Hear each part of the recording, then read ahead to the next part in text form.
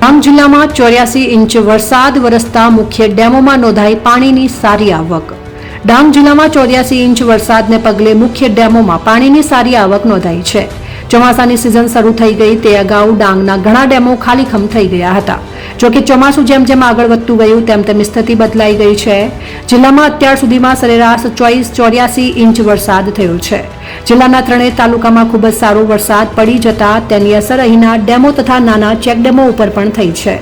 આવા નજીકનો ભીસિયા ડેમ ભરાઈ ગયો છે। આ ઉપરાંત ધવલી દોડનો ચેક ડેમ છલકાઈ ગયો છે, જ્યારે બોરખલનો ડેમ ઉપરાંત સુવીર તાલુકાના ડેમો પણ ભરાઈ ગયા છે।